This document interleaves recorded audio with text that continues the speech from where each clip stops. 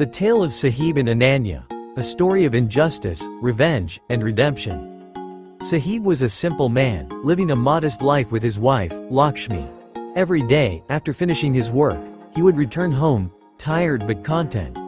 They were a childless couple, and though they longed for a child, fate had not blessed them with one.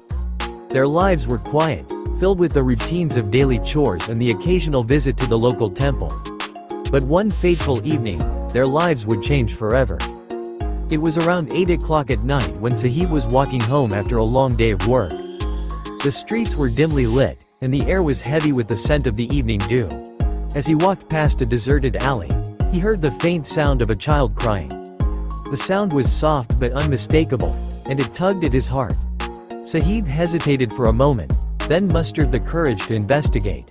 He followed the sound and found a small baby girl, wrapped in a piece of cloth, lying abandoned on the side of the road. The child was crying, her tiny fists clenched, her face red from the effort. Sahib's heart ached at the sight. He picked up the baby gently, cradling her in his arms.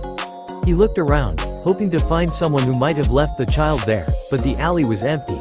He knew he couldn't leave the baby there, so he decided to take her home. When Sahib arrived home with the baby, Lakshmi was shocked. She looked at the child and then at her husband, her eyes filled with a mix of emotions. "Whose child is this?" she asked, her voice trembling. "I found her abandoned on the road," Sahib replied. "She was crying, all alone. I couldn't leave her there." Lakshmi's heart softened as she looked at the baby. She had always wanted a child, and now, here was one, delivered to her doorstep. But she couldn't help but wonder about the circumstances that led to the child being abandoned. Perhaps this is the result of someone's sin, she thought. A child born out of wedlock, abandoned by her parents. Despite her initial hesitation, Lakshmi couldn't resist the urge to care for the baby. She took the child in her arms, and for the first time in years, she felt a sense of fulfillment. Sahib and Lakshmi decided to keep the child and raise her as their own. They named her Ananya, a name that meant unique, or incomparable. And indeed, Ananya was unique in every way. She was a beautiful child, with bright eyes and a smile that could light up a room. She brought joy and laughter into Sahib and Lakshmi's lives, and they loved her as if she were their own flesh and blood. But the world outside their home was not as kind. Society was cruel, and its harsh realities would soon shatter their peaceful existence. When Ananya was just 8 years old, tragedy struck. A wealthy man named Dulal, who lived in the neighboring house, had been watching Ananya for some time. He was a man of influence and power, and he thought he could get away with anything. One day, he lured Ananya to his house with the promise of chocolates. The innocent child, unaware of his evil intentions, followed him. Once inside, Dulal subjected her to unspeakable horrors. He raped her, leaving her broken and bleeding. After the heinous act, he threw her into the nearby jungle, leaving her to die. Sahib and Lakshmi were frantic when they realized Ananya was missing. They searched everywhere, calling out her name, but there was no sign of her. Sahib's heart was pounding with fear as he ran through the streets, asking everyone if they had seen his daughter. Finally, after hours of searching, he found her in the jungle. She was lying motionless, her body battered and bruised. Sahib's heart shattered as he picked up his daughter and rushed her to the hospital. The doctors did their best to save her, but the damage was too severe. Ananya had been brutally raped, and her little body couldn't withstand the trauma. As Sahib sat by her bedside, holding her tiny hand, he felt a rage burning inside him. He vowed to get justice for his daughter. Sahib went to the police station to file a complaint against Dulal. But the police officers, who were corrupt and easily bribed, refused to take any action. Dulal had already paid them off, and they turned a blind eye to Sahib's pleas. They even went so far as to physically assault Sahib, pushing him out of the police station and telling him to forget about the case. Determined to get justice, Sahib approached local leaders and politicians, hoping they would help him, but no one was willing to stand up for him. The society that he had once been a part of had turned its back on him. The injustice, the corruption, and the silence of the people left Sahib feeling helpless and alone. Unable to bear the pain of losing his daughter and the failure to get justice, Sahib and Lakshmi made a heartbreaking decision. They took Ananya's lifeless body in their arms and walked to the nearby railway tracks. In a final act of despair, They jumped in front of an oncoming train, ending their lives. Before they died, Sahib left a note that read, "This society is heartless. I could not get justice. I will seek justice from the Creator." Their deaths shocked the community, but no one had lifted a finger to help them when they were alive.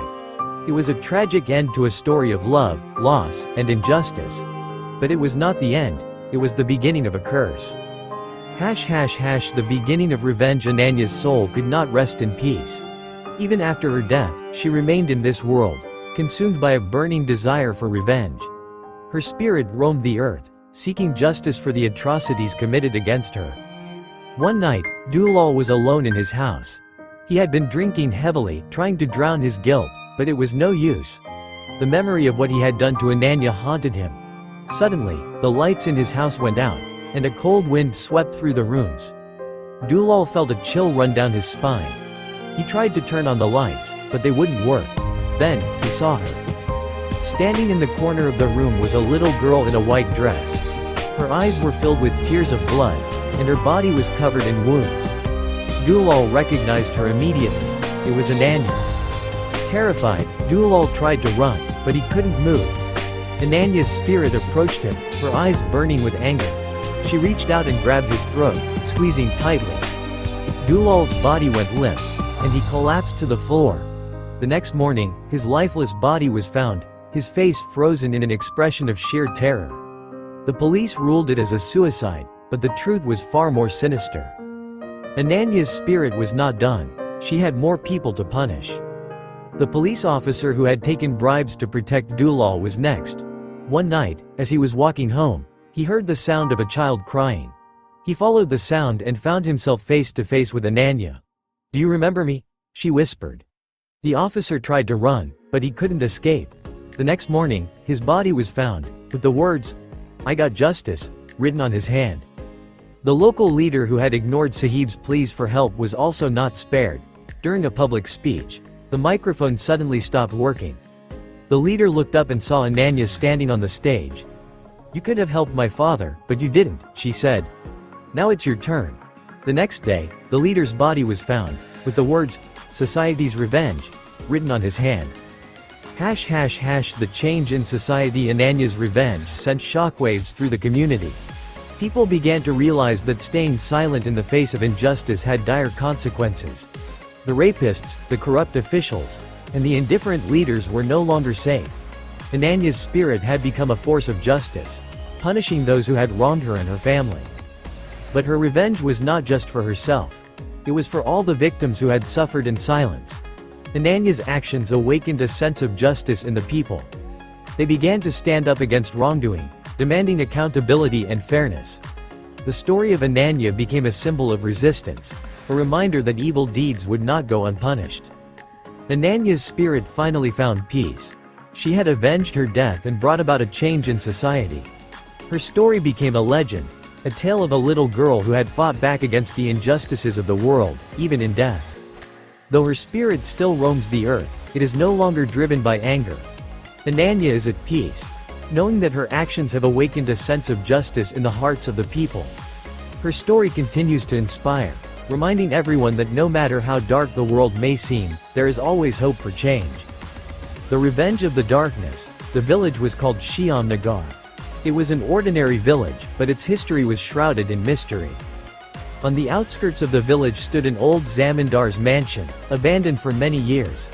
The locals believed that the mansion was haunted by the spirit of its former owner, a man named Ranjit Singh. Legend had it that Ranjit had been deeply in love with a woman named Malti, but her family had disapproved of their relationship. One night, when Malti's family tried to force her into marrying someone else, Ranjit took his own life. Since then, his restless spirit was said to roam the mansion. The villagers avoided the mansion, fearing the ghost. But one day, a new family moved to the village. They were city dwellers, drawn to the peace and natural beauty of the countryside. The family consisted of Arun, his wife Mala, and their daughter Priya. They purchased the mansion, renovated it, and moved in. For the first few days, everything seemed normal. But soon, strange occurrences began. At night, eerie sounds echoed through the house.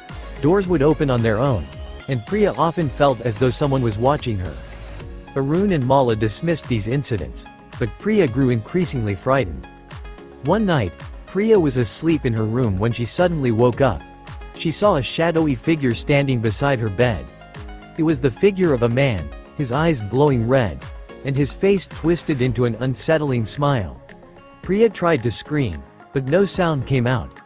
The shadowy figure leaned closer and whispered in her ear, "You're my Malti. You have returned."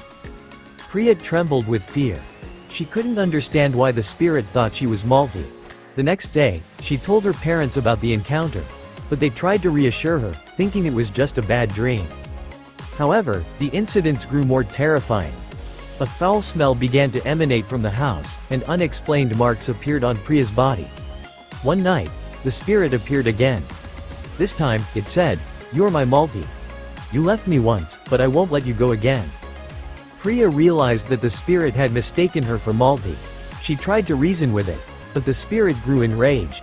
It destroyed everything in her room and attacked her. Priya fainted from sheer terror. The next day, Arun and Mala, alarmed by Priya's condition, decided to seek help from a local tantric. The tantric, named Siddharth, was known for his ability to communicate with spirits. Siddharth arrived at the house and assessed the situation. He concluded that the spirit was Ranjit Singh, who was waiting for his beloved Malti. Siddharth said, "This spirit is very powerful. To pacify it, we must find Malti's spirit." Siddharth prepared for a ritual. He set up a sacred fire in the center of the house and began chanting mantras. Suddenly, a cold wind swept through the house, and Ranjit's spirit appeared. His eyes burned with anger, and he seemed furious. Siddharth spoke to the spirit, "Ranjit, you are waiting for Malti, but this girl is not her. You are mistaken." Ranjit's spirit screamed, "No, she is Malti, she left me, and now I will punish her." Siddharth understood that the only way to calm the spirit was to summon Malti's spirit. He chanted a special mantra, and suddenly, another spirit appeared. It was Malti. Malti's spirit looked at Ranjit and said, "Ranjit, I never left you. The family tried to force me into another marriage, but I loved only you. I wanted to die with you, but they stopped me." Ranjit's spirit calmed down upon hearing Malti's words. Tears streamed down his face as he approached her. He said, "I couldn't live without you. I waited for you." Malti's spirit took Ranjit's hand and said, "Now it is time for us to leave together. There are no more barriers between us." Ranjit and Malti's spirits merged and slowly faded away. The strange sounds and smells in the house ceased, and peace returned. Siddharth turned to Arun and Mala and said, "The spirit is gone. You're safe now." Priya hugged her parents and said, "I'm not scared anymore. Everything is okay." From that day on, no strange incidents occurred in the house. Arun, Mala, and Priya lived peacefully, but they never forgot the night they had confronted the spirits. The story ends on a thrilling and poignant note, weaving together themes of love, betrayal, the appearance of spirits, revenge, and the use of tantric rituals to pacify restless souls. Readers will be captivated by this eerie and emotionally charged tale, experiencing a mix of fear and empathy as they delve into the supernatural world.